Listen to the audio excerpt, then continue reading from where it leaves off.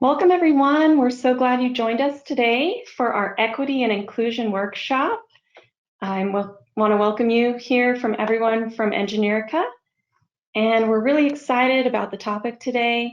We're going to go ahead and get started here. I have Dr. Torri Staton, and she's currently the Director of Tutoring and Supplemental Instruction at North Carolina Central University.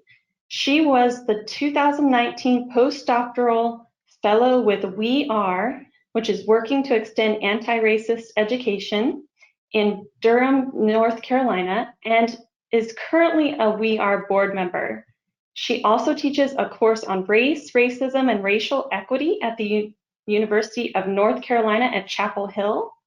And she is an equity-focused scholar and higher educational professional who uses narrative analyses to study the social and cultural intertwining of American education and American popular culture. So we're really excited she's here. She has served as an educator in a variety of capacities, including a teacher, advisor, retention counselor, mentor, and professor. She's a daughter, a sister, a friend, a dog mom, and her dog's really cute, and a music enthusiast. And she's also an avid film watcher. She resides in Durham, North Carolina. And we're really excited. This is our first interactive online workshop. So there will be points in the workshop you'll be asked to respond, asked to put things in the chat. So be ready. And Dr. Staton, I'm going to go ahead and have you come on, and we'll turn some time over to you. Awesome. Awesome. Thank you so much, Janelle. I'm really excited to be here with you all. Let me pull my presentation up here. Perfect. Can everybody hear me? We good to go? Yep, I can hear you. All right. Awesome. Perfect. So again, I'm Torri Staton. I'm really excited to be here with you all today, and to be sharing with you all today. This has really been my heart's work. And so I love talking about equity and inclusion and ways that we can be better and make stronger spaces, not only for ourselves, but for our students as well. So it's going to be, I wasn't expecting as many people. And so we're going to do our best to make it interactive. We're going to do our best to make sure that you all leave with some important understanding, some important knowledge, and also, and this is the most important part, some important questions that you want to ask yourself and ways that you want to shift your environment. Okay. So today we're going to do a variety of things. We'll do brief introductions. I'll introduce myself. But I also want to know who's here as well. We'll establish some group norms and some goals for our space. We'll talk about brave and safe spaces as well. We'll establish what I like to call a common understanding. And so I'll introduce, or I may introduce, for some people it might be reviewing terms, but we'll talk about some terms necessary really for knowledge and for growth and understanding. We'll talk a little bit about, really briefly, about some systemic issues in education that we all kind of encounter, or that we all have encountered with our students. We'll do an activity, an analysis of space activity.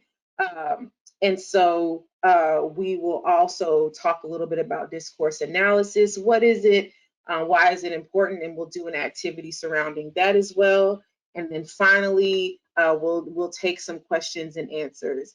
And so it's going to be a lot of me talking, like I said earlier, but it's also hopefully going to be a great opportunity for you all to reflect, to do some analysis of your own spaces, and then finally to learn some things and figure out ways that you want to shift. Okay.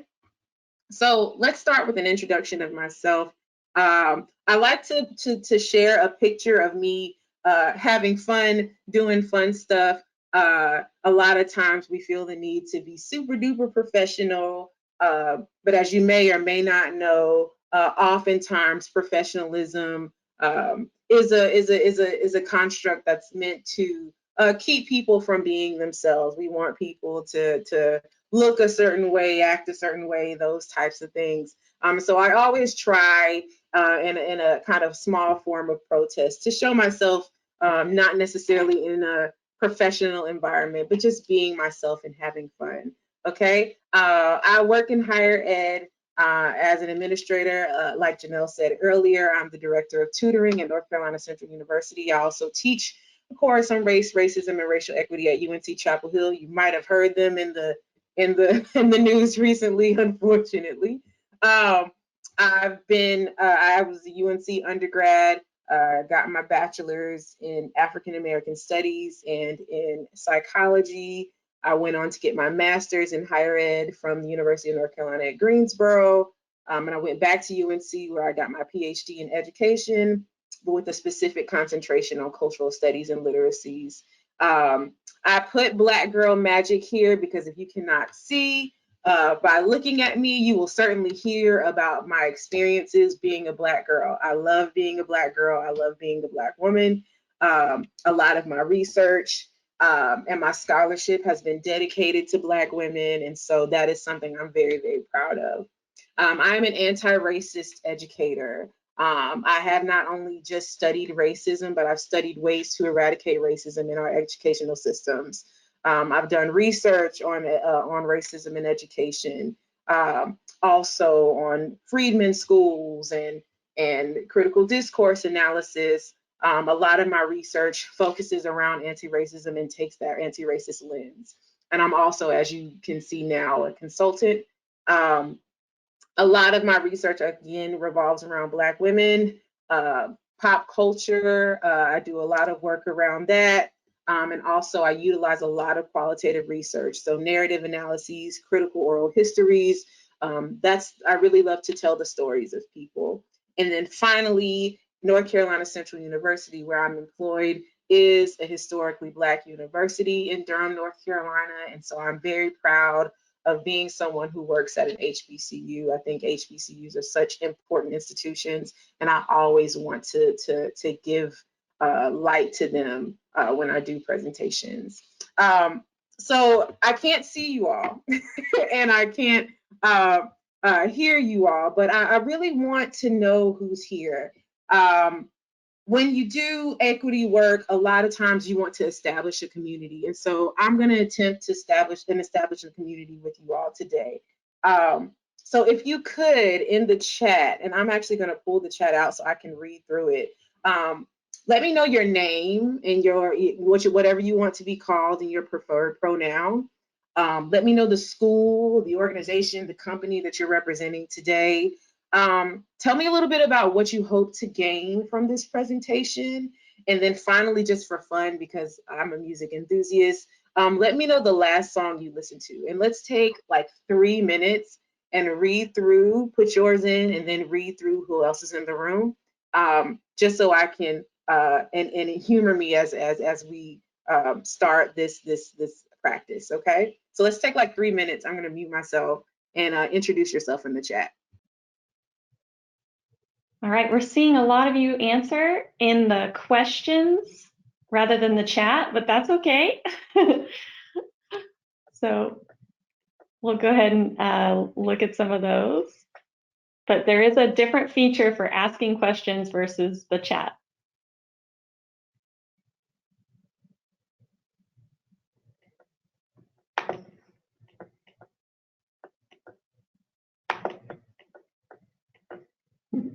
Can you see those questions, Torri? I can see I'm just reading through the questions right now. Let's see here. Perfect. Okay, I can see a couple of them right now. I was a little worried. I was looking in the chat and I was like, where nobody's answering. Okay. And I'm also not sure if others can see the questions. Only the organizers, I think, can see the questions. I'm not sure though. Got you. I'm going to call some out. Let's see. I see some people listen to Just Be by DJ Khaled and Justin Timberlake. I love it. Let's see. Bop by the Baby. I love it. I love it. Let's see. Baid Anak. I've never heard of that before. That is wonderful. I love it. Wild Jungle by Beth Yen. Okay. My Heart by Janis Joplin. I love it. I love it. I Want to Dance with Somebody. I am a huge Whitney Houston person, and so I love to hear that. Breakaway by Kelly Clarkson. I love that song. It is nice to see it. Olivia Rodrigo's new album, Per My 13-Year-Old Daughter. I love it. I absolutely love it. Let's see. Bezos 2 from Bo Burnham's Inside special. I absolutely love it. It is Glass Animal's new album. It's dope. I will definitely try and check it out. I absolutely love this. This is so awesome. Fearless, Pink Floyd. I love it. Another Justin Timberlake, Can't Stop the Feeling. I love it. Awesome. The Chicks. I love the Chicks, formerly the Dixie Chicks. I absolutely love them. Thrift Shop by Macklemore and Ryan Lewis. I haven't heard that song in so long. I absolutely love this. Oh man. Let's see. Moby's Natural Blues on the Reprise album. I love it. I absolutely love it. Life Without Fire by Recluse. I love it. Let's get one more. YMCA. Oh, we got to end with YMCA. That's such a good song. Oh, thank you all for humoring me. I really enjoy looking at your introductions and hearing your music taste. It resonates with me. Okay. So now that we're getting started, I want to acknowledge something. We do not study race, racism, misogyny, misogynoir, homophobia, transphobia, classism, any of those things. We do not study them in a vacuum. It is not something that happened a long time ago, an event or an occurrence or something along those lines. And we're kind of looking back at it and analyzing it. It is something that is currently happening, and that's always happening, right? Everyone in this nation and in this workshop has either experienced or perpetuated personal or systemic harm. And so I want to acknowledge that for many people, conversations, workshops, presentations like these, they can induce anxiety. I'm one of those people. Things like racism, sexism, misogyny, misogynoir, homophobia, transphobia, classism, all those types of things, they're not easy things to talk about. And so I want to make sure I acknowledge that, and I want to make sure I speak to that. For this presentation, we focus mainly on race, racism, and racial equity. However, I do want you to take these concepts and I want you to apply them to different things, right? There are many ways that we can be different. There are many identities, social identities that we bring to the table. And so I want you all to think about all of them as we do these activities, okay? So as I've acknowledged that these concepts affect all of us, I wanted to bring in some group norms as well. So first, we want to be present in the conversation. We want to listen actively and we want to engage as much as possible. Now, I'm showing 121 of you in here. And so it looks a little bit different than what it would if there were, 10 people in the room. However, even though there's a lot of people in this virtual space, we can still listen actively and we can still engage as much as we possibly can.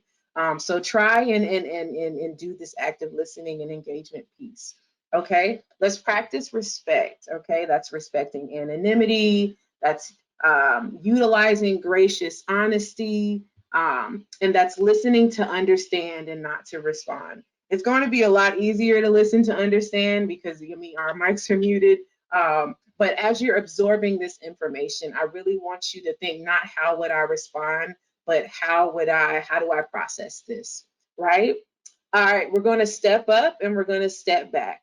And this is not necessarily for this presentation. Again, this is a lot of me talking, but if you, and I hope you will when you leave this presentation, have conversations with your office and within your communities as well. And in this case, I want you to practice stepping up and stepping back. If you're someone who often shares a lot of thoughts, often likes to dominate or share in the conversation, try stepping back.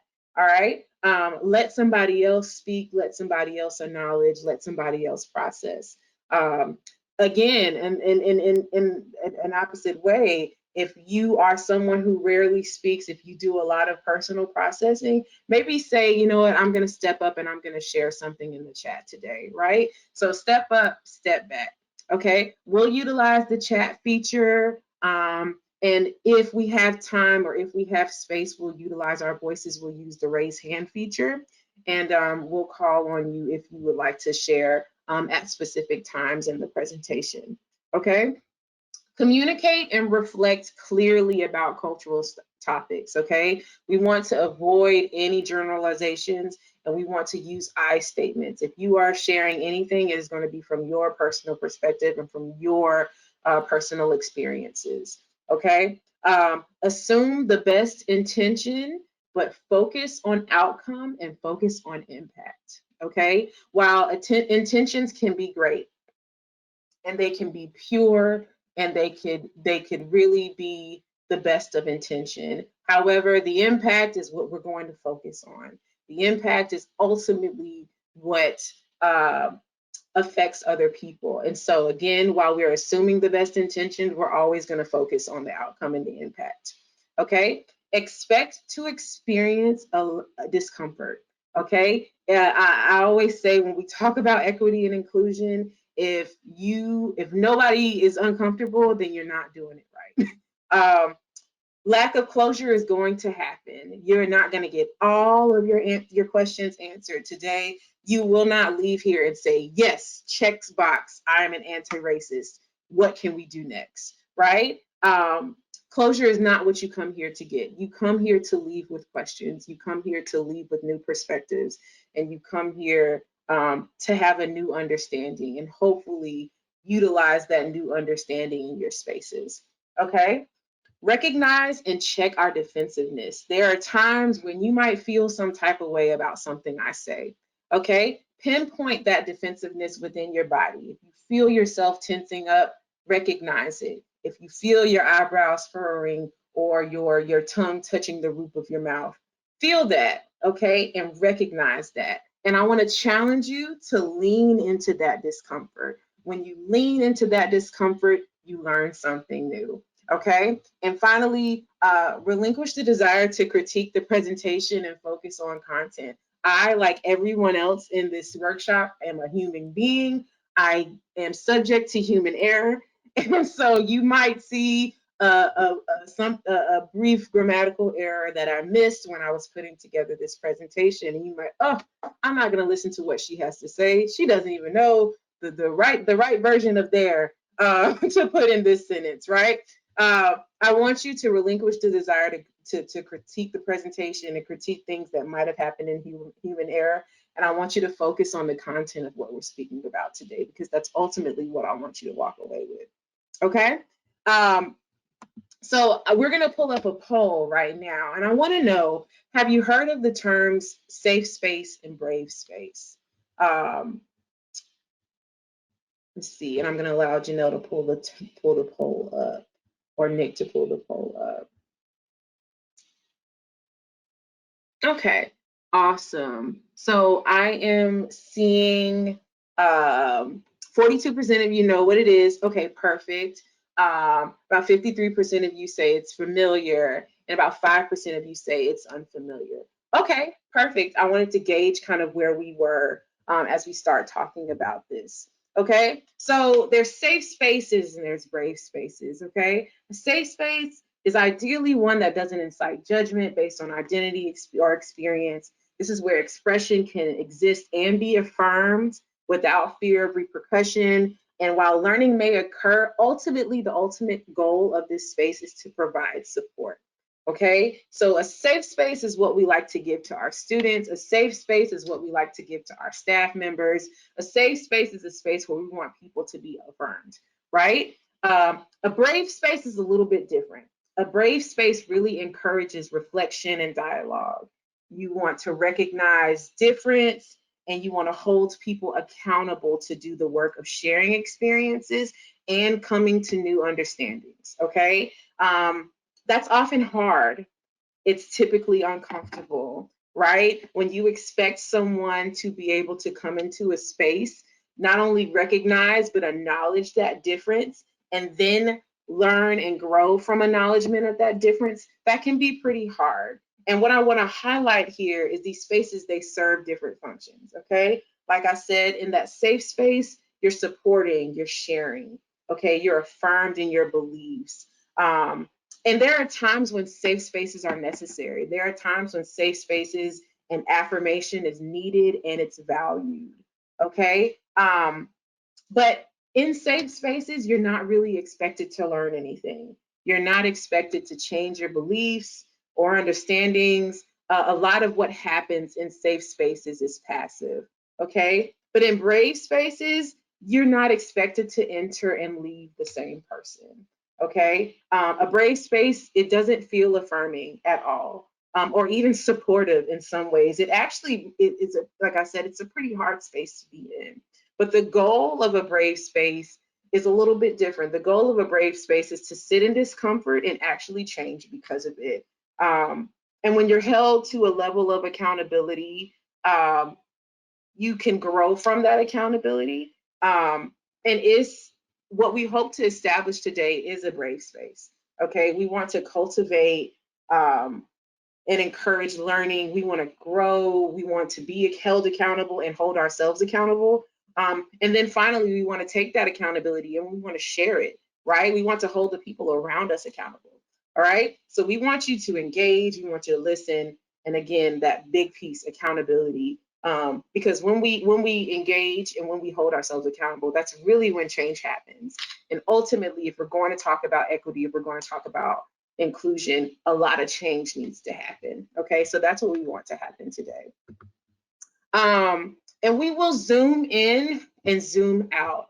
And that's language I've been using lately. When I say zoom in, I mean make it personal. There might be things that I ask you that are very personal in nature, right? And then we'll zoom out, okay? We'll look at systems. We'll look at ways that systemic issues have occurred. So we're going to look in that deep personal space, and then we're also going to move out. Okay. So I want to talk about definitions that you all should know and understand.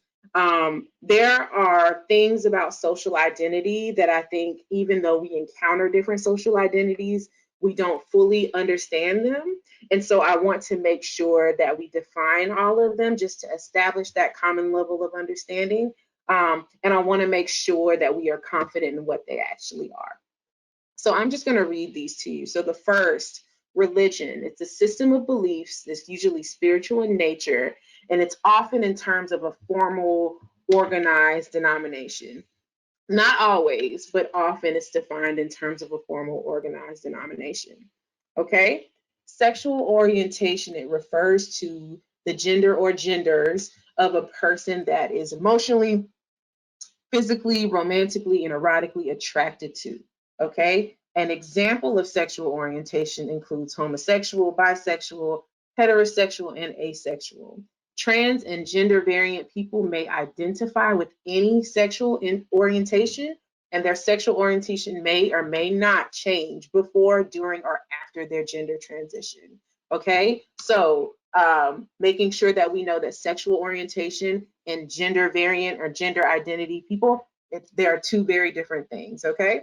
Gender identity refers to a person's internal, deeply felt sense of being a man or woman, or a non-gender conforming person, something in between, which may not correspond with the sex assigned at birth.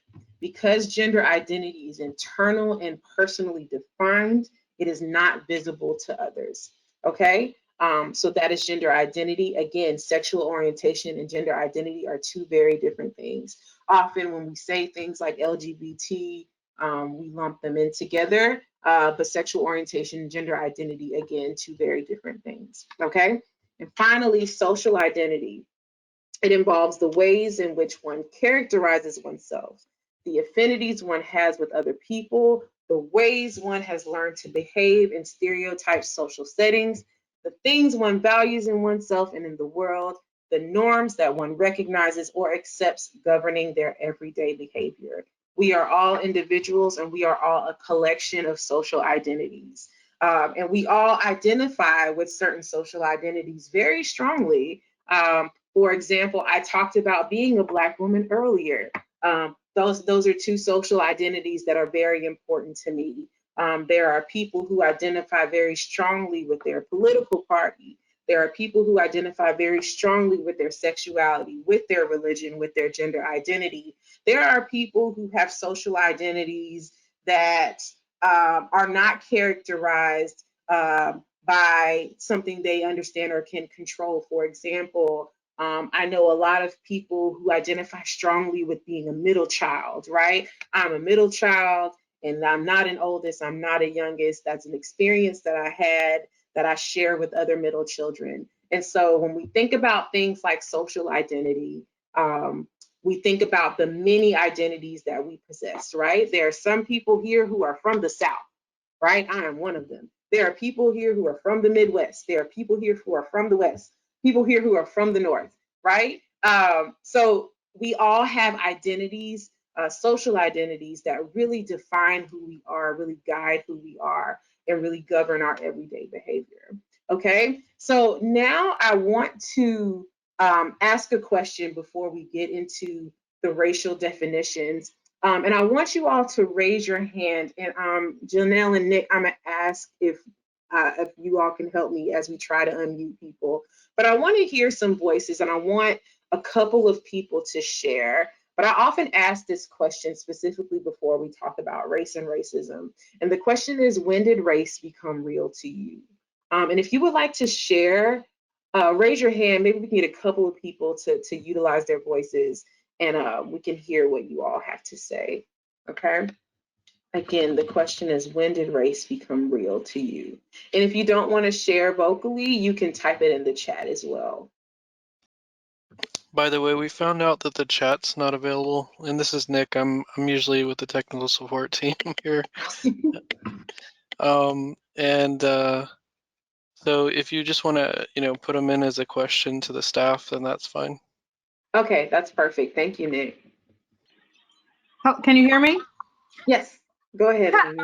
Hello, my name is Olivia, and first I want to say hi, Sora. How are you doing? How you doing, Sora? It's nice to see you. Nice to hear your voice.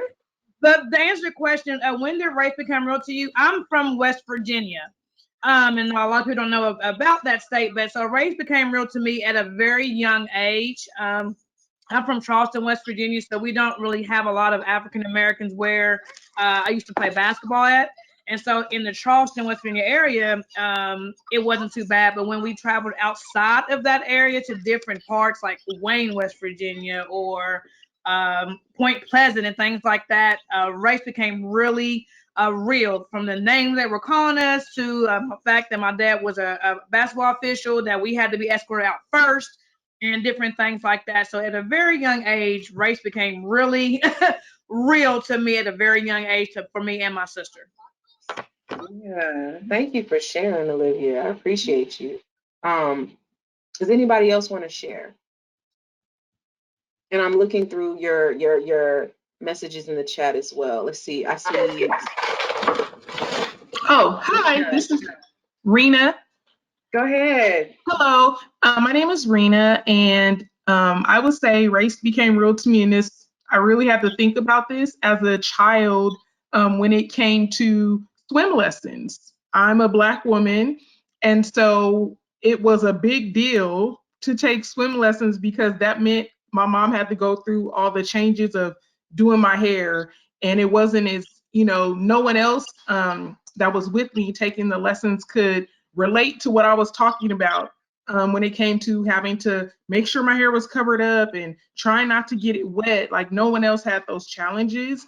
And I think that's when when I really kind of when it became real to me and I really saw the difference between myself and others. Yeah, thank you for sharing, Rena. Let's hear one more voice. I see Janetta. Hi. Are you able to Hey, hear me? I can hear you. Go ahead. I believe that race became real to me just in as a child watching television and not seeing anyone that looked like me, and especially in the commercials. I remember asking myself, is Dippity Doo something I can use? You know, on my hair? Is that product something that I can use? Because I never recall seeing anyone that looked like me as a child. And then, you know, it really resonated with me when I had my children and I heard my son say that he wanted to be white when he grew up. And so that that really hit me kind of hard to hear that from my Black male child at a very early age.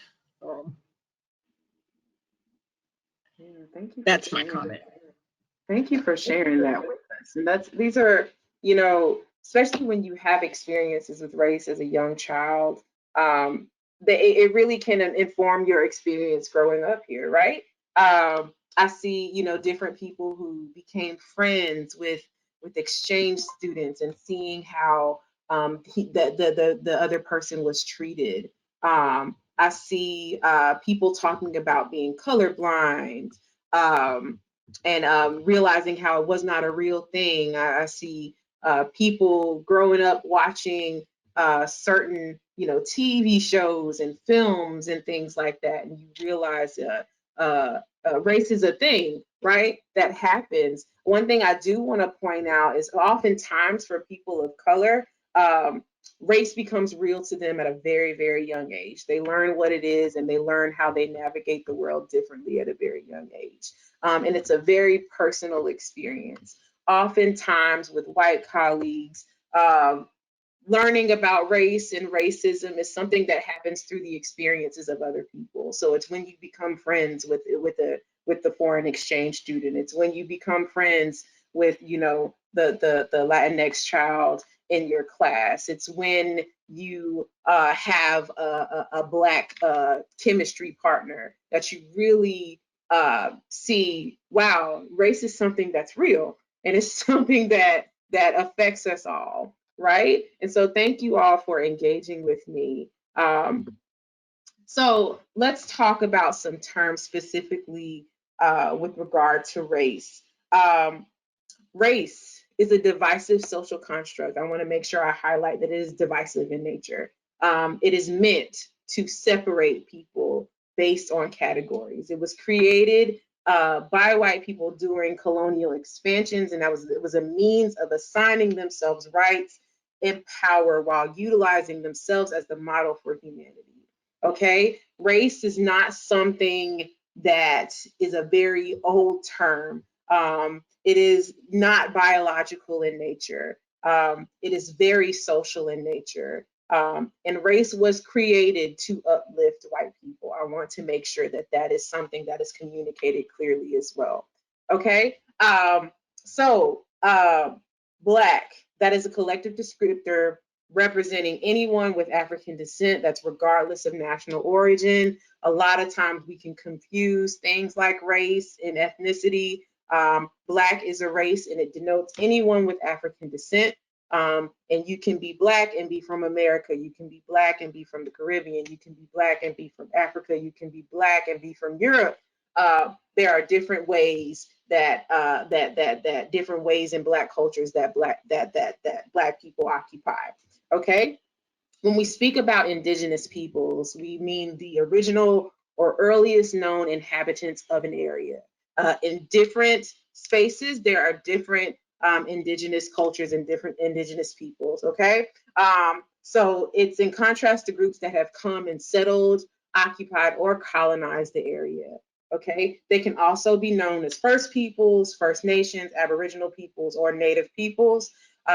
In America, we have historically called the indigenous people to American Native Americans. Finally, white is a collective descriptor representing anyone with European descent, regardless of national origin. Again, a lot like black, white, you can be white and be anywhere. You can be white and be from Africa. You can be white and be from America. You can be white and be from the Caribbean. You can be white and be from South America. White, it is indicative of European descent, and it can be regardless of any national origin, okay? People of color, I'm going to skip down a little bit because I want to make sure, is a collective descriptor representing anyone who is non-white, regardless of national origin. When we talk about systemic issues, we often focus specifically on Black, Indigenous people, Black and Indigenous people. However, there are impacts on other people of color who are not Black and Indigenous that I want to make sure that I highlight as well.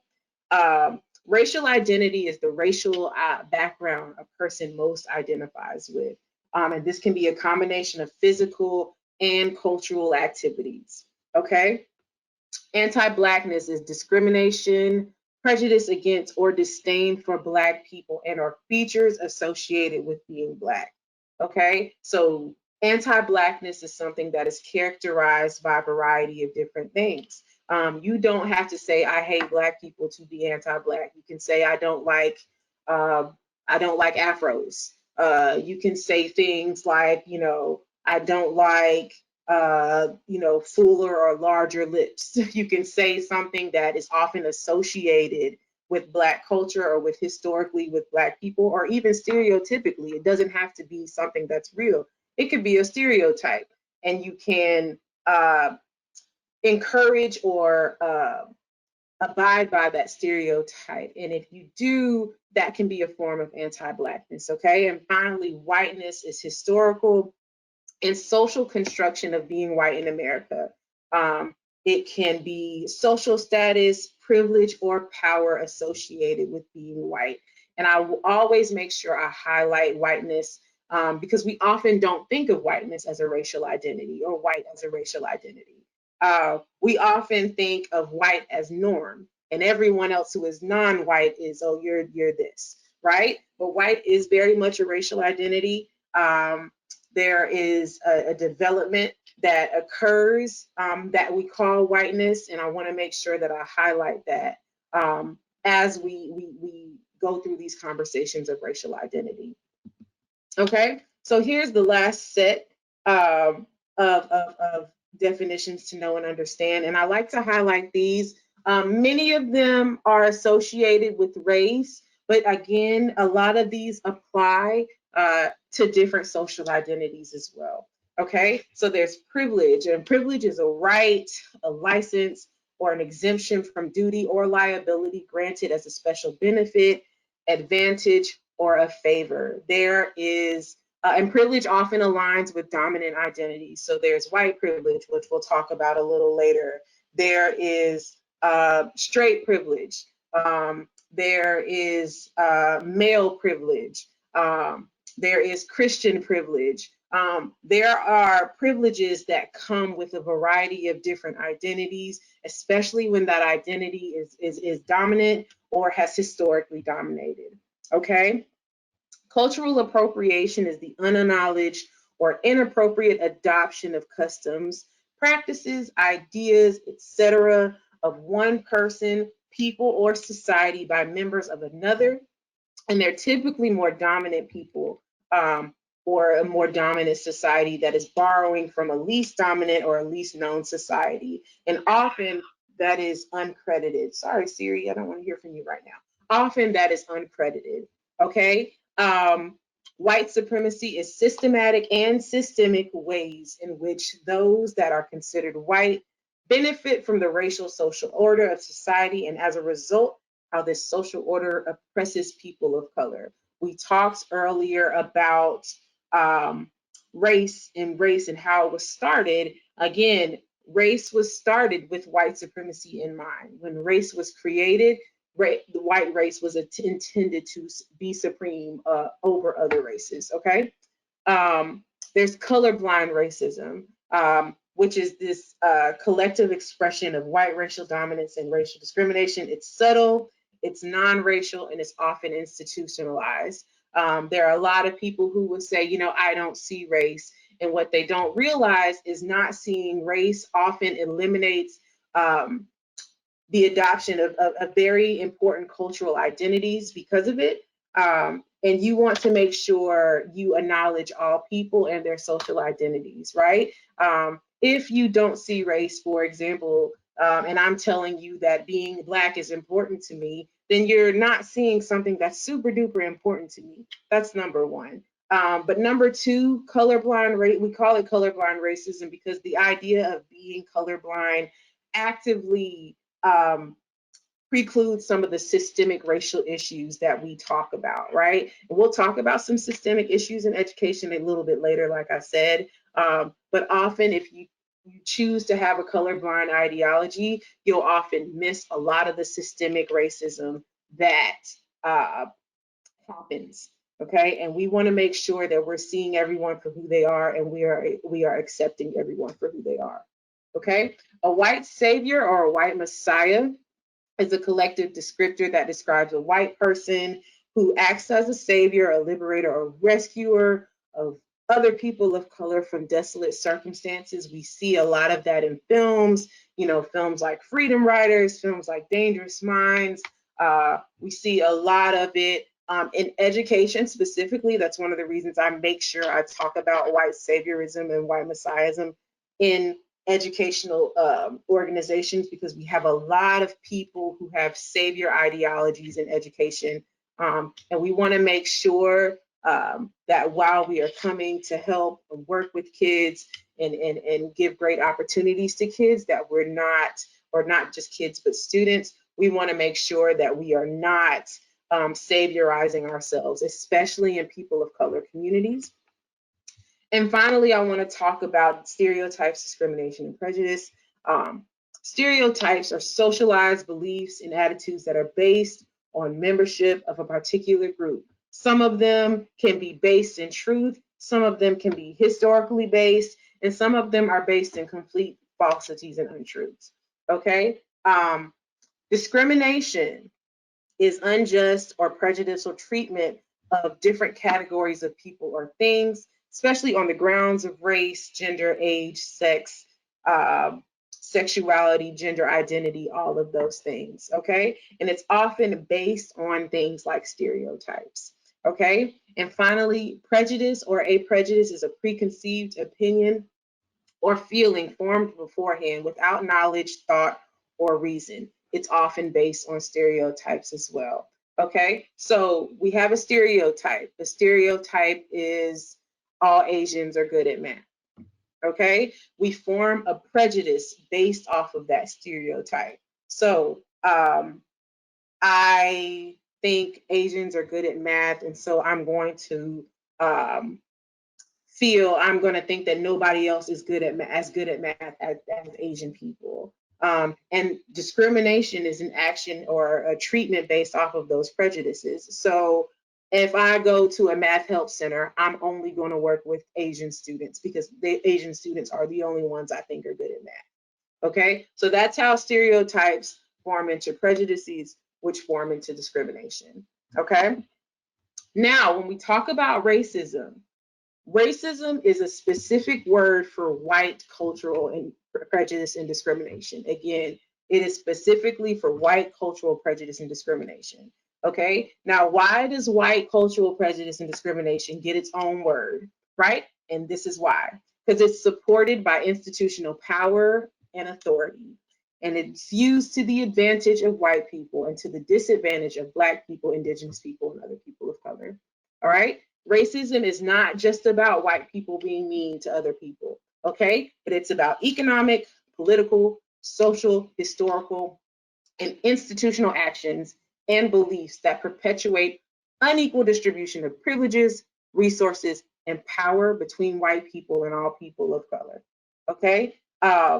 So when we talk about racism, we're really talking about, again, it's specifically white cultural prejudice and white cultural discrimination, okay? And again, it is grounded in historical, economic, political, social, and institutional action, okay? And so that is what, when people say only white people can be racist, this is what it means. Racism is a term that's specifically for white cultural prejudice and discrimination. Now, again, people of color can absolutely adhere to stereotypes. They can absolutely discriminate. They can absolutely have prejudices. When we talk specifically about racism, the historical, economic, and political social power has belonged to white people. And so that is why we call racism specifically white cultural prejudice and discrimination.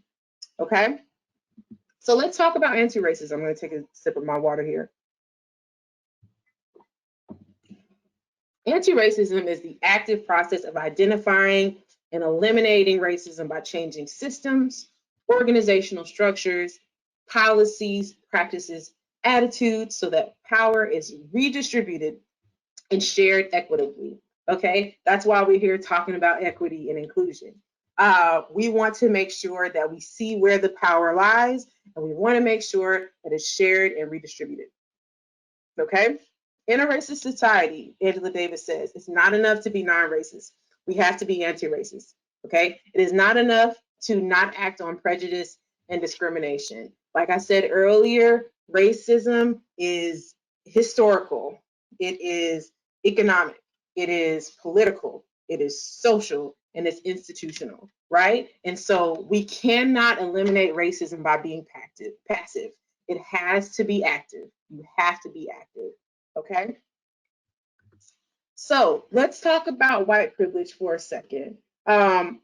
So white privilege is it's privilege that is specific to white people. And white privilege is a variety of things, but I want to make sure that I highlight what it is and what it isn't, because there are a lot of arguments against the existence of white privilege since Peggy McIntosh wrote about it first.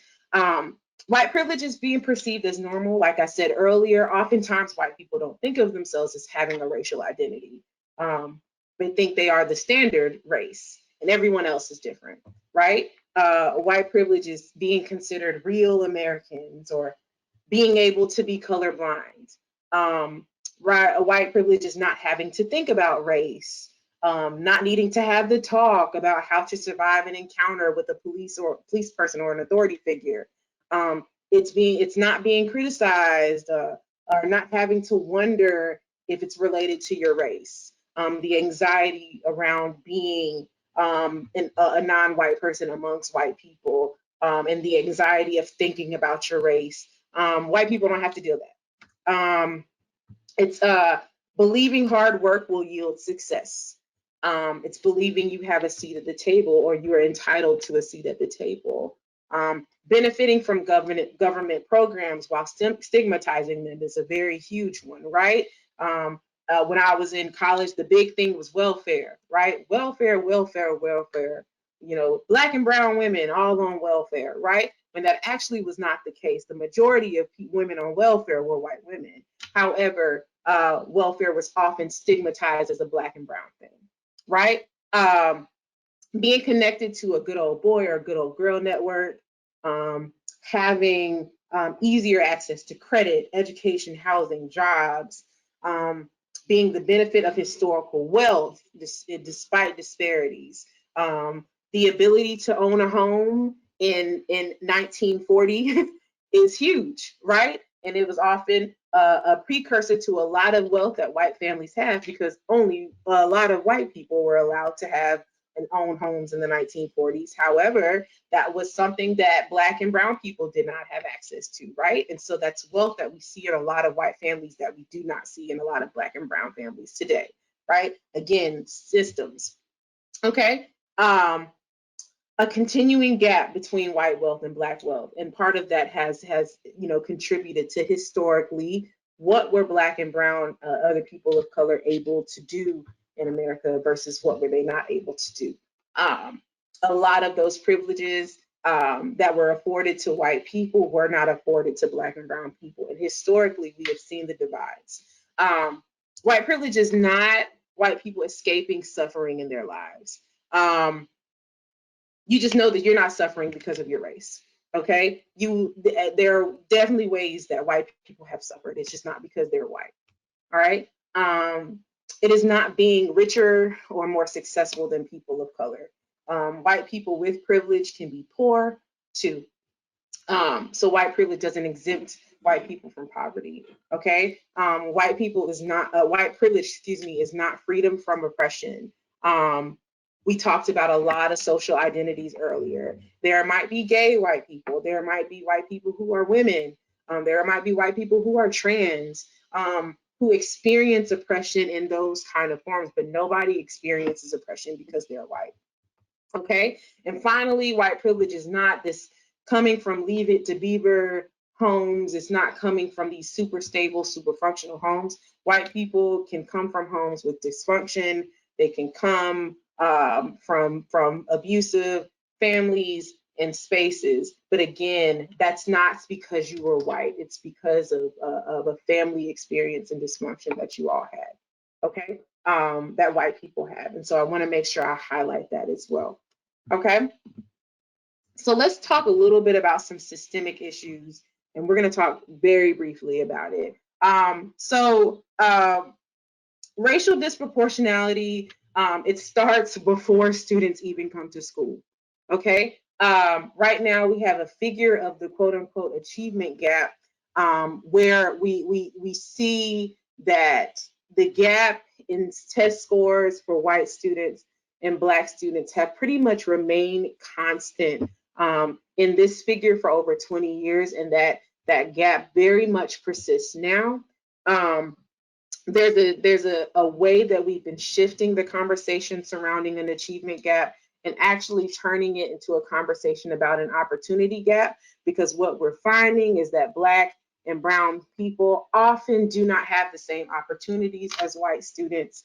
And that's with regards to discipline, that's with regards to special education, that's with regards to access to honors and AP classes. One of the reasons we're seeing this gap is not necessarily because there is a difference in learning or a difference in ability, but there's a difference in opportunity available to these students. And we are finding through research that difference in opportunity, it starts before they even get to the classroom.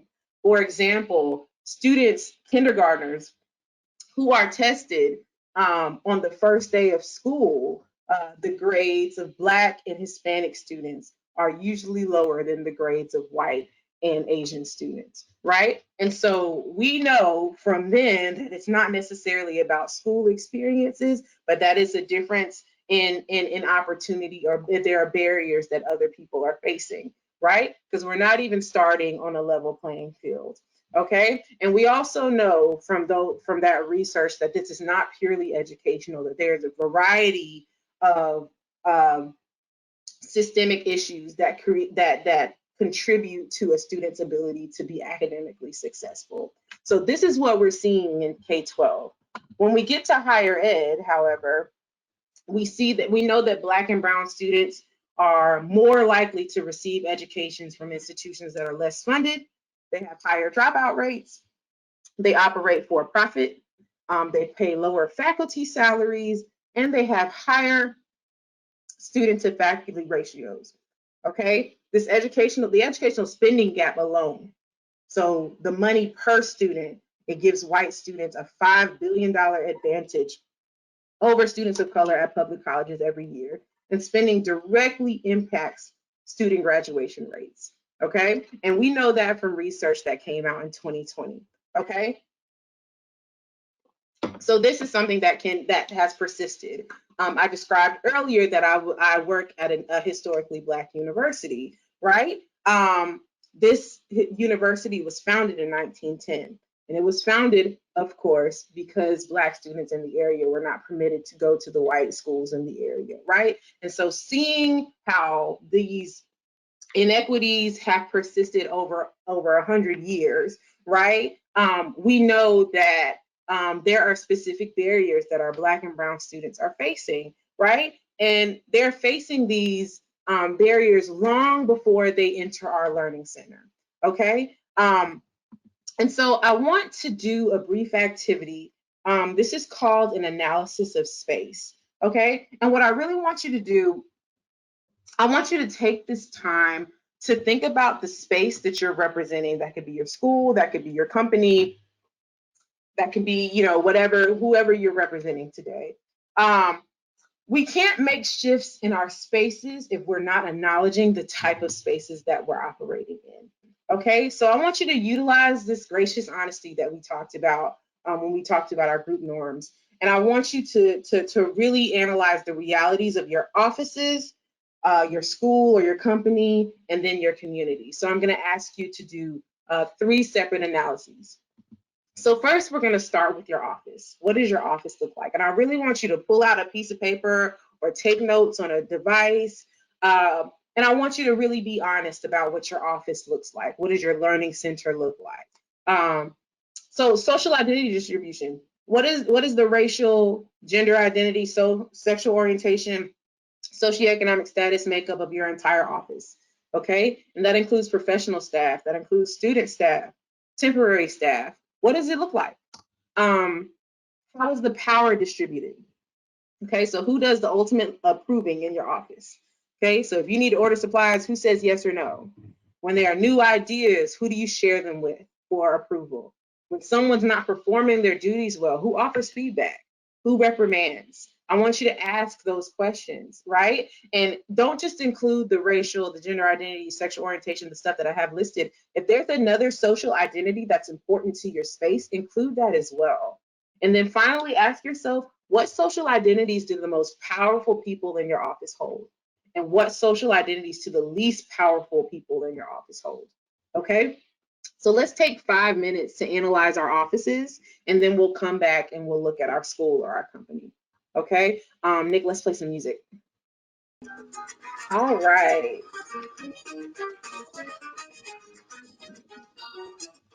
All right. Thank you, Nick, for the wonderful music. Okay.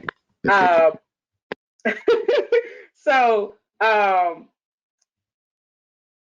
let's take a moment to reflect, and you don't have to share anything if you don't want to.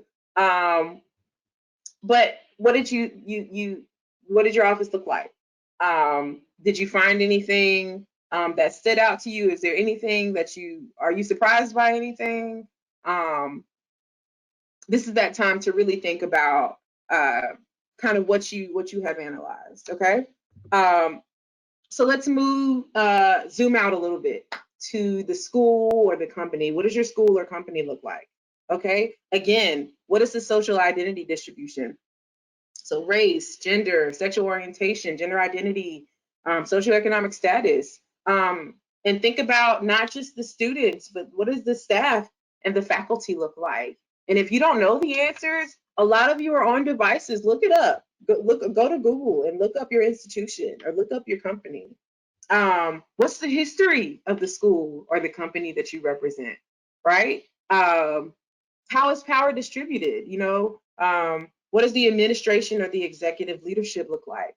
Who makes the important decisions? Who sends out those school-wide or company-wide emails when something bad happens, right? What are the roles that make up leadership in your school company? Do you have an equity or a diversity person? Do you have is it a student affairs position, or is it an executive leadership? What social identities do the most powerful people at your school or company hold? And what social identities do the least powerful people at your school and company hold? Let's take 4 or 5 minutes to think about this as well, and then we'll zoom out just a little bit more, and then we'll ask some reflective questions, okay? Awesome. So Nick, let's get some more music going. All right. All right. Awesome. Okay. So when you were doing, and these are just questions or things to reflect upon, but when you were doing the analysis of your school or your company, how did it differ from your office? Are there any shifts that need to happen? Do you find that your office is vastly different from your school? Do you find that your specific office is vastly different from your company? Do you find that your administration and executive leadership look a lot different from your students and your staff? Or do your students look a lot different from your exec leadership or from your faculty? Understand these trends, because oftentimes these trends are indicative of systemic issues, okay? So we're gonna do one more, and that is your surrounding community. And oftentimes when we talk about schools, we don't think about the community surrounding it, but oftentimes, especially college campuses, the surrounding community is an important part of the school, okay? So what does the neighborhood, the city, or town, or whatever around you look like? Is it a college town? Is it in a metropolitan area? Is your school the biggest thing in the town, right? Do people from the town usually attend the school, right? Think about those things. What's the social identity distribution? Okay, what are those identity distributions, and how does it make up the city, town, neighborhood surrounding your school? And again, if you don't know these things, feel free to look it up. Go to Google and say, hey, what is this college town look like? What does this city look like? Okay. What's the history of the surrounding community? That's important. Again, how is power distributed? Okay, so what does the executive leadership look like? Who's the mayor, right? Who's in the board of education or directors of education there? Okay, who makes the important decisions? Who acknowledges things when they happen? What are the roles, right? What are the social identities of the most powerful people hold? And what are the social identities of the least powerful people hold, right? Look at this for your surrounding community for the next 5 minutes or next 4 minutes. So we'll come back at 3:19, and then we'll do some questions to consider based on all of those things. Okay, perfect. Let's get some more music. Okay, all right. Thank you so much to our DJ, Nick. You've been doing an awesome job. Appreciate you.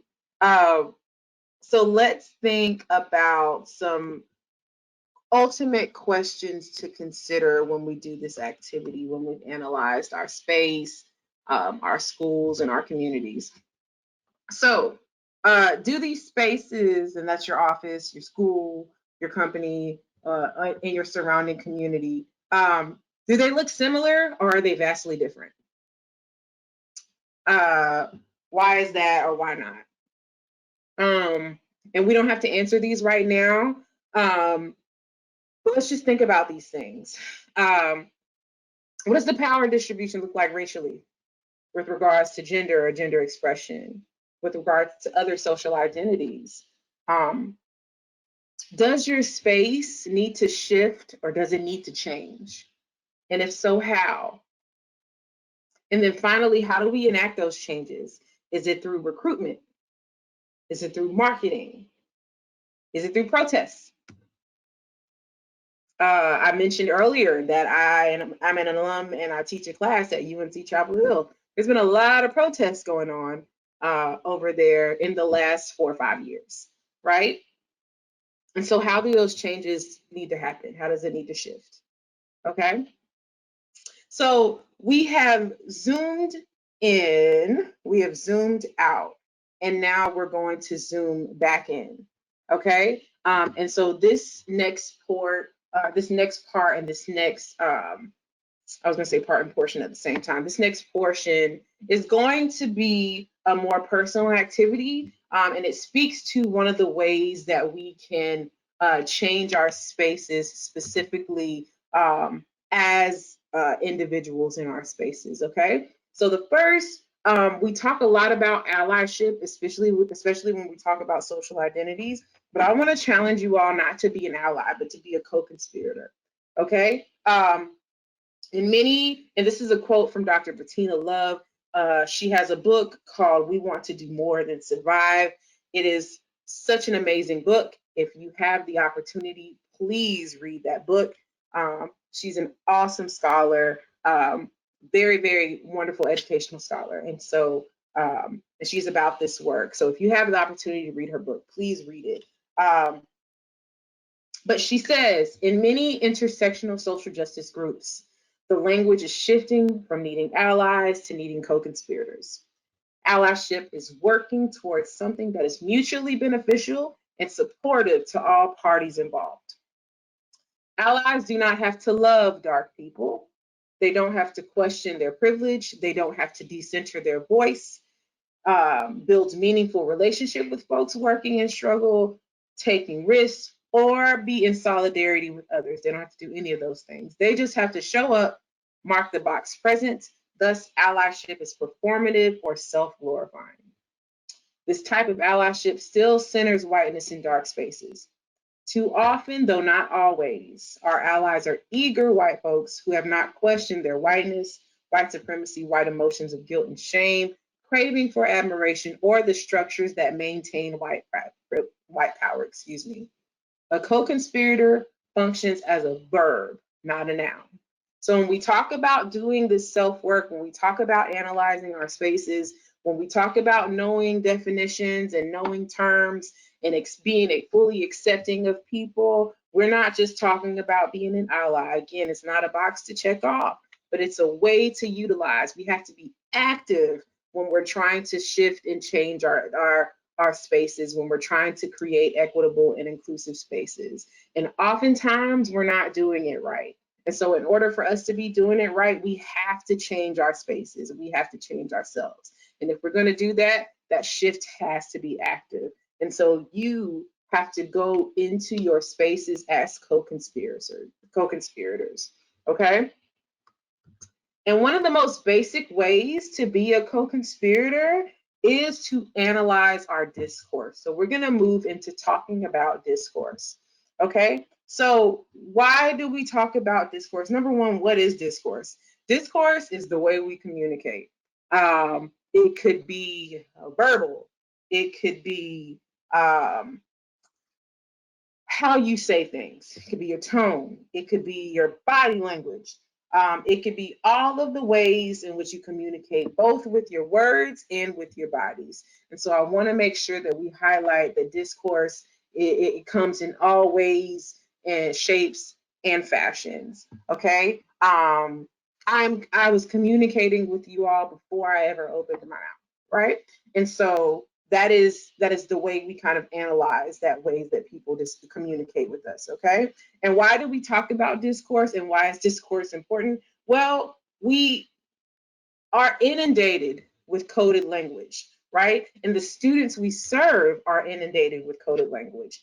And that's in K-12, that's in higher ed, that's in their personal lives. We label students with so much, right? Oh, this student is an EC kid or an exceptional child. Oh, this student is an English language learner, right? Oh, this student is an AP kid or they're academically gifted. Oh, this student is urban, right? Or this student is from a low-income household or from a single-parent household, right? All of that is coded language, right? It's language that we assign to something, we assign somebody something, but it really carries a connotation about who they are and the environment from which they come, right? And by the time these students get to college, they have really internalized the ways that we've coded them. And they're well aware of the ways they are perceived due to that coding. We have all had a student walk into our office, or we've all encountered a student that said, look, I came from a single parent home, right? And they know the connotations that come with that, right? Or, you know, I'm from an urban school, right? Or I'm from a suburban school, right? We know what people say when they're from a rural area, right? That carries coded language with it, right? And like I said, by the time they've gotten to college, they have absorbed it so much, and they've oftentimes internalized that language, okay? And they know, like I said, they know how they are perceived by us, they know how they are perceived by our colleagues, and they know how they are perceived ultimately by the community at large, okay? And so why we do this is we wanted to examine the ways that we, and that's I, my colleagues, whoever who is a part of this, a part of our community, we want to examine the ways that we enact or reproduce white supremacy in those very subtle, routine, kind of everyday forms of text and talk. If we work in a learning center, we're communicating with students, or we are communicating with students who communicate with other students, right? And so we want to make sure that we are understanding the ways that we enact it. Okay, but we also want to examine the ways that we ignore talent or skills that students display. Bettina Love, who I shared the quote from earlier, she did a wonderful talk with this conference called the Let's Talk Racism Conference, and she talked about how oftentimes when we see like students freestyling in the hallway, by freestyling I mean freestyle rapping in the hallway. During a break time. And oftentimes they're dismissed and told to, you know, break up the crowd and go to class, right? But what we're not realizing is they're creating a musical tone. They are rhyming, they are using alliteration, they are doing on the spot off the top of their heads, right? They are showing mastery of this art and this language and this skill. And oftentimes we ignore it because to us, hip hop has no place in schools, right? And so, we also ignore talent and skills that students display based on the way we've coded certain things, right? Coded things like hip hop and music and things like that, right? And we ultimately want to make moves towards anti-racist humanized practices in our learning center, okay? So we want to examine those things. We want to become cognizant and attuned to them. And then we want to ultimately shift our behavior in our learning centers, okay?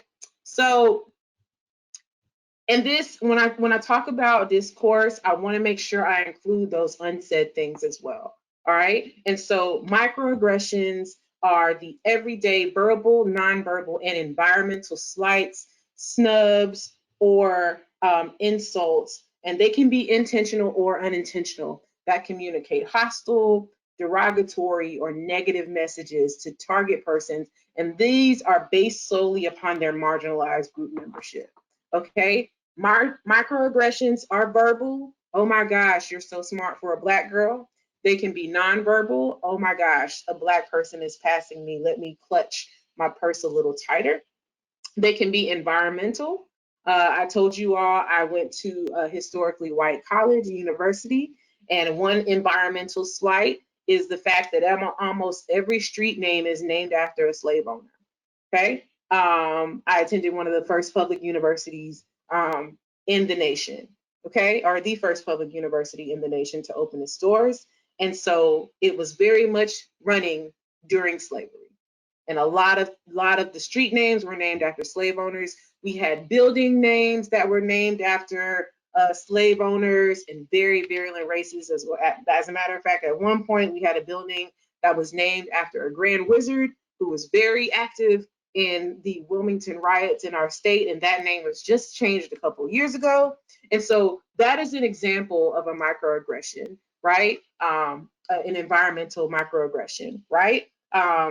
You hear them, you experience them, you see them, and then they just kind of stand there and they nudge at you. They're very subtle, okay? And they often demean individuals based on group membership, okay? They're sometimes delivered by an unaware or an oblivious individual, and they're typically supported by systems. But again, like I spoke about in those group norms, we're understanding and we're assuming the best intention. But again, this isn't about intention. This is about impact, right? And so while they might have been delivered by an unaware and oblivious individual, ultimately the impact was negative.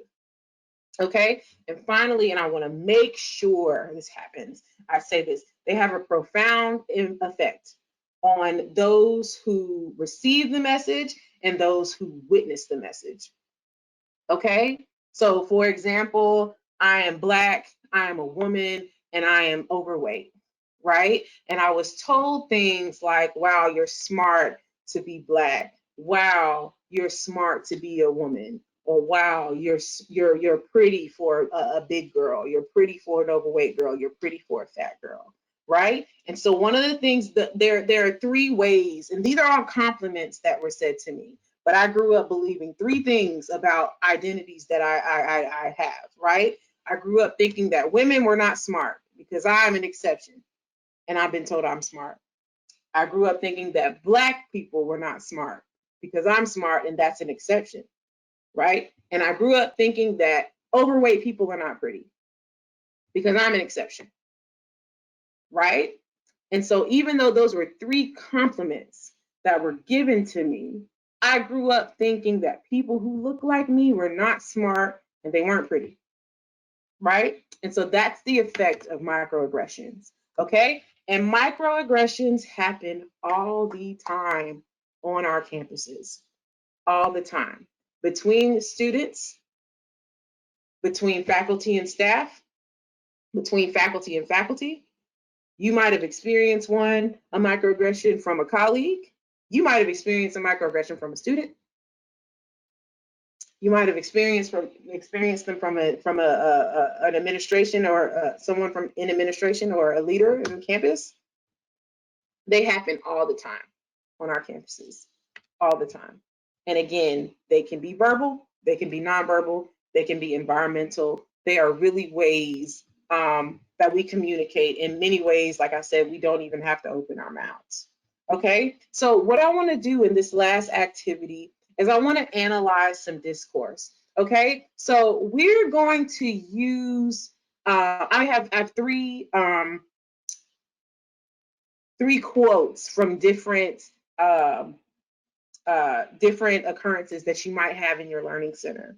Okay, and I want you to write down words that you think are coded, and I want you to chat them to me, okay? Or use the questions feature and chat them to me, okay? We're gonna take like 2 minutes, and so you can pick out the coded language, and then we'll talk about it, okay? So here's the first one. You overhear 2 students talking in your learning center, and I'm gonna read it aloud, and again, you pick out the words that you think are coded, okay? I try not to go through that part of campus because it's so ghetto. The buildings are like 100 years old and they don't even have water bottle fillers, just ratchet.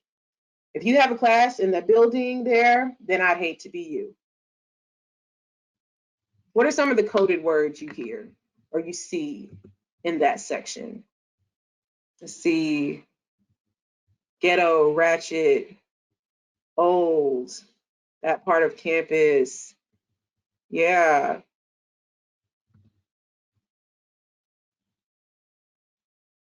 I'm loving y'all's responses, and I love that you all are engaging so much.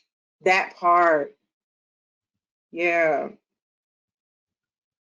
yeah. Hate to be you. Yeah, it's filled with coded language, right? Things like ghetto. Oftentimes ghetto is used to indicate I love it, Victoria. Inferior, oftentimes associated with people of color. Poor, things like ratchet, they're usually used to describe things like that as well. Stuff like, like 100 years old and things like, they don't even have water bottle fillers, things like that. They're really trying to undermine that piece or that part of campus, again, differentiated, right? That over there, really trying to otherize itself, right? I'd hate to be you. I'm from the South, and we often say, things like, bless your heart and stuff like that. And sometimes it's really, really great. And then other times, bless your heart is not a great thing to say. Not a great thing to say to people, right?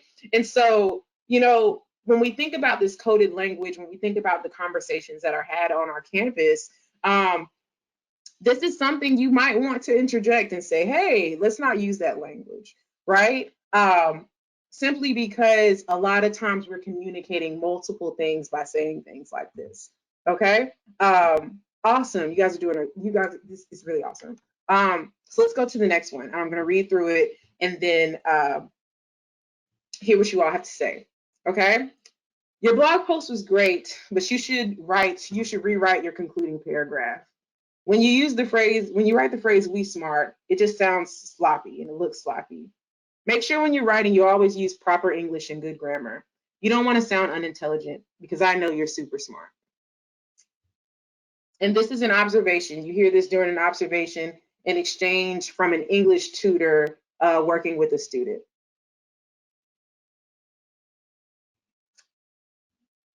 Let's see, what is some coded language you hear in there? Yeah, sloppy, proper English, good grammar. Yes, I see you all talking about code switching. I love it.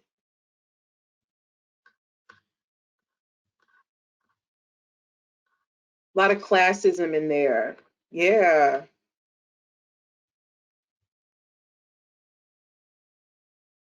Yes. Referencing usage of American vernacular English as not smart. Super smart is a big one. Very condescending. Create shame. Absolutely. I'm loving it, y'all. So we saw things like when you write the phrase "we smart," and as someone indicated in here, it's often used in African American vernacular English, which is often tied specifically back to West African languages. As many people may or may not know, when West Africans were taken from the coast and brought to different places in North and South America and in Europe, oftentimes there were a variety of languages spoken by people who were to be enslaved. And so people who were enslaved had to create their own language and communication and understanding based off of several different languages. And so a lot of the African American vernacular English, or sometimes it's called Ebonics or slang, a lot of it is tied directly in terms of grammatical rules, and even some words that are used. A lot of it is tied directly to West African languages. And so linguistically, there is a root to a lot of the ways that African American vernacular English is used, but oftentimes it's dismissed as not proper English, as slang. It's dismissed as unsmart or unintelligent. And a lot of you see a lot of that connotation in the way this English tutor spoke to this student, right? Things like sloppy, it often carries a condescending tone, things like that. Things like proper English or standard English is another one I've seen. There is no official language in the United States of America, and there is no proper way to speak English. There might be a way that is taught in schools, and you might have to abide by that. However, we want to avoid using terms like proper in Spanish, proper in standard English. I'm sorry. And then that connotation of super smart, right? Like, I know you're better than this, or I know you can do better. There's a really condescending tone to that. And so you all are doing awesome picking these out. Let's do one more. So your lead tutor is offering a mid-semester evaluation for a new tutor. As you observe, this is said: I think you're a really great tutor, but I think you should be more fun and upbeat like Kelly. She talks a lot and smiles more naturally. So naturally, people gravitate to her more. Sometimes her faces look mean and it makes you seem unapproachable. Maybe consider smiling more. What's some of the coded language we see in this?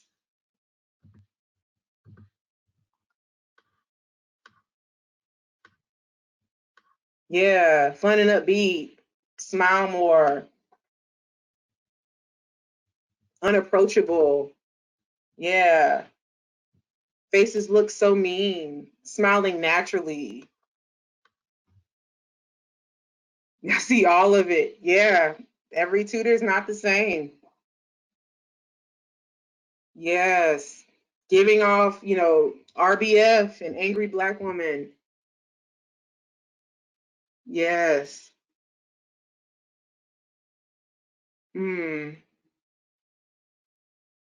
Yes, I'm told I don't smile a lot as well, Elizabeth, and I ignore it as well. Yeah. Awesome. So I was taught to sandwich things. And so, you say something positive and then you put all your feedback in the mid after, this one positive, thing, and then you say something positive again, just to sandwich in, this feedback you have to give. And so this is what we see here. But a lot of this language is coded, right? First off, that comparison, upbeat, like Kelly, right? This person is not Kelly. Oh, I see, Talia, I see it. That is extrovert privilege. This is huge for somebody like me, who I am not an extroverted person. I do not get my energy from being around other people. And so it's often upbeat and things like talkative and things like that. We often reward folks like that with acknowledgement, because we feel like those people are more approachable, simply because we see people gravitating towards them, but we really don't see a lot of the feedback that our more introverted tutors may get. And oftentimes a lot of the communication with them, again, is nonverbal. And so I want us to think about that.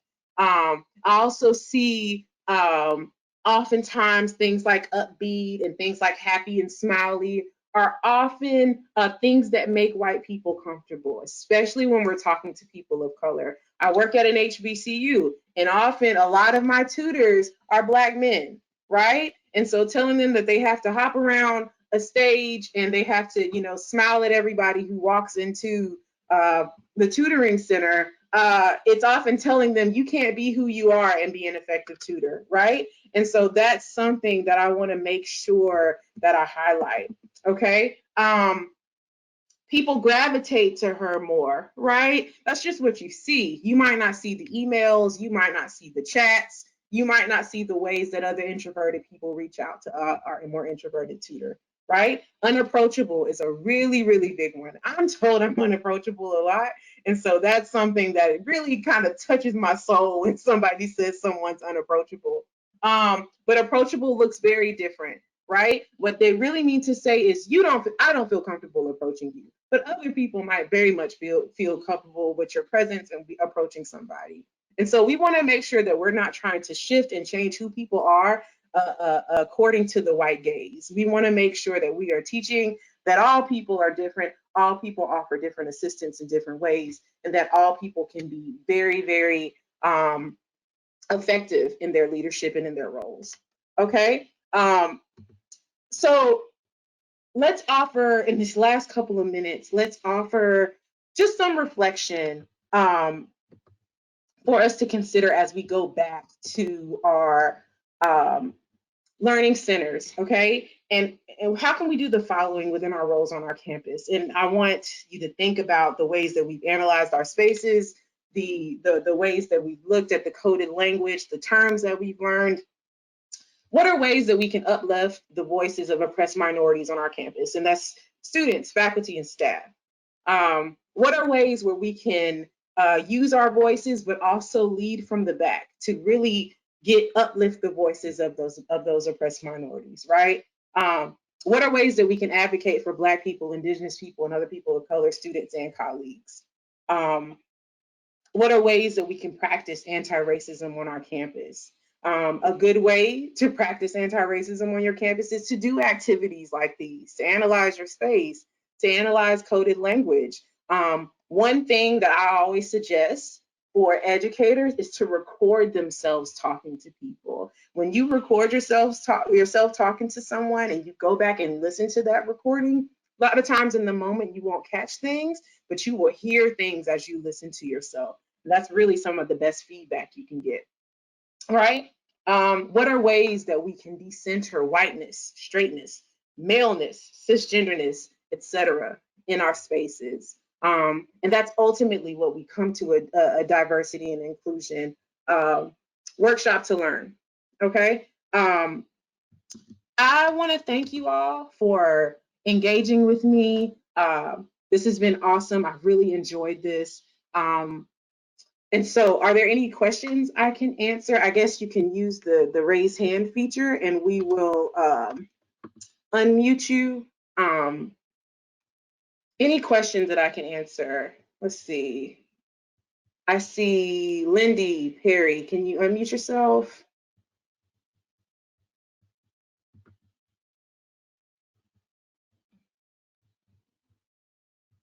Or you, oh, Janelle's gonna unmute you, I'm sorry. Let's unmute, let's see, Colin. If I can do that. One sec, it's not letting me unmute him. All right, we'll try Noah. I think it says they're self-muted, so. Okay. Oh, there we go. Okay. Colin. Hi, sorry about that.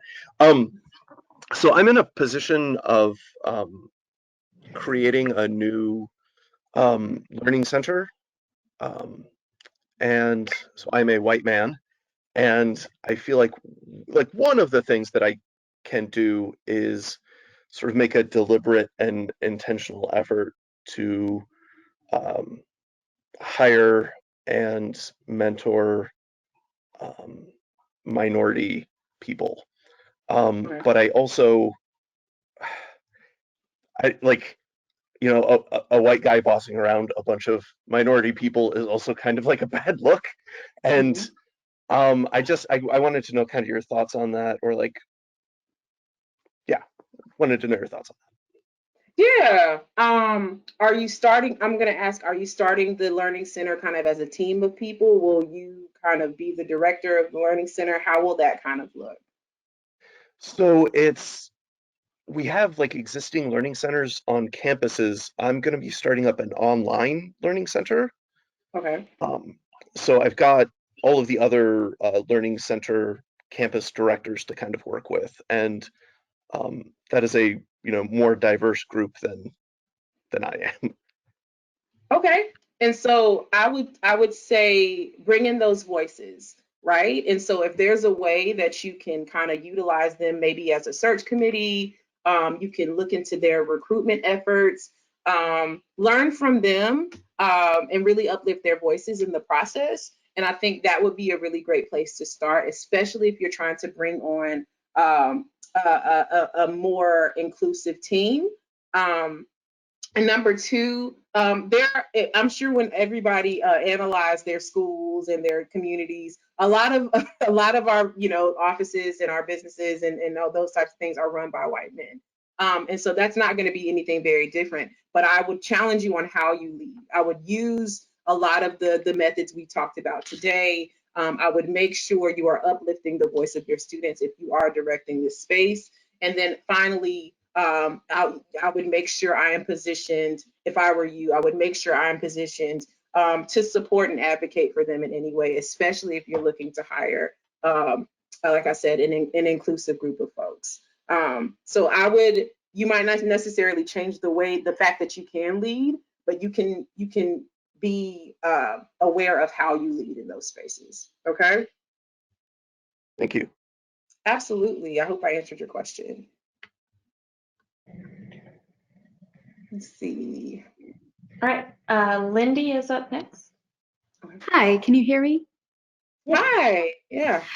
So my question is, my director and I, we try to look at our student employee positions not only as jobs, but as learning opportunities for students to kind of vault into their professional careers. And we always struggle to balance decolonizing our center, making it open and a hospitable place for all people, while also trying to be preparing them for the fact that a lot of the places they're going to be working at are not. So do you have any thoughts on how we can both prepare them for that without accidentally turning our own center into a place that reinforces these stereotypes and these problems? Yeah, that's a really good question, and that's a really hard thing to do. Usually, when I've worked with people who kind of have this kind of paradox of I want them to be able to express themselves and live and work in a great environment, but also be prepared for what's to come. Oftentimes I remind people that students oftentimes can tell the difference between two spaces, right? I saw some allusion to code switching in the question and answer session. And oftentimes our students, especially our students of color, do that to survive, right? We know how to act in certain spaces, and we know when we have to react a certain way in spaces simply for survival mode. We want to make sure that we are being perceived correctly. We want to make sure that we are getting access to opportunities and things like that, because we often know that oftentimes our identities are silenced and we have to behave or be perceived a certain way for certain opportunities. And that's just something that happens for survival. And I would often say to people that people can often tell the difference between spaces in which they are able to learn, able to grow, and able to be aided in their identity and their identity development versus spaces where they have to simply be and exist, but also shift and change themselves in order to have access to opportunities. And so if you can be honest and upright and upfront about ways in which they can learn and grow and adjust, but also understanding that in this environment, you might have to shift this, in this environment, you might have to change this. Oftentimes, students are very adaptable. And oftentimes we think we're not preparing them for another space, but what we're actually doing is giving them a safe space to live and be. And that is a release a lot of times for students, specifically for students of color, for Black, Indigenous students and other people of color. So having that safe space, having that space where they can grow and be honest and be real is oftentimes a space of safety before they go into another space, if that makes sense. So I think about it less of I'm not preparing them and more I'm giving them a great experience where they can learn and grow. And I'm also preparing them to step into a new space and possibly shift and change that space as well. There are different things that can happen when we give students a space to learn and say, hey, this is what things should actually be like. When I supervise my tutors, for example, I always ask them, you know, in your next space, what do you need? What are you looking for? And how are you prepared to ask for it or find it? And in those conversations, usually we find ways in which we can shift and adjust to make sure that even though we're in new spaces, we're finding ways to adjust and get what we need, if that makes any sense. I think we can take maybe one more question. Okay. The next, we've got a bunch typed in. And then I know, I see a bunch. we've got the person your pet thinks you are. I see that. I think that's a great with diversity, inclusion, and equity. Be the person your pet thinks you are. Your pet thinks you're a great person. all right, and then we've got Jacob who's waiting to speak, I think. Yeah. Are you? I wasn't sure if that was me. You cut out a little bit there. Yeah, my question again. Thank you for the presentation and all of the information. The one thing that I had a question about, it hit me was the slide about the proper and good English and AAVE, and so I am a part of a Hispanic serving institution over in California. And I am curious if you have advice or looking at the zoom out with how do we balance in our writing centers, fostering that safe space, fostering that space for students to write as they know and write as they speak with the larger and not set them up for detrimental problems of perhaps not having that same space in a professor's class and not setting them up for detriment for, you know, doing poorly in those classes while still maintaining, you know, that language in their papers. Yeah, that's a really, really great question. That's a really, really hard thing to do as well. In those spaces, and I've worked with English teachers on the K-12 level, as well as working with writing centers on the college level. One thing I do suggest is possibly partnering with faculty and saying, hey, how can there be a difference in the type of assignments we give their students? So, for example, having an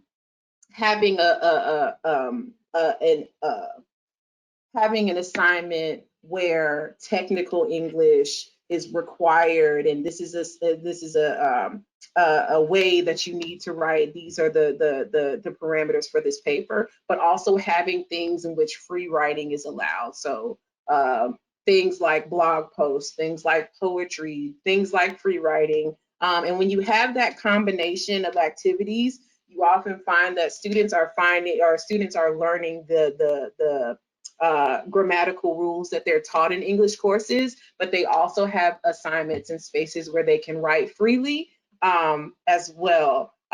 So talking with those faculty and also kind of creating a partnership with those faculty members as well, I think is very important for zooming out and finding a way where we cannot harm those students in terms of teaching them that the way that they have mastered the English language is inappropriate, but also teaching them the technical way in which the grammatical rules and things like that are taught in schools. So I would think about ways you can partner again with the English department, the English professors, in which both of those types of assignments can be utilized, and both of those can be lifted up so that students can write in their voices, but also write in technical English.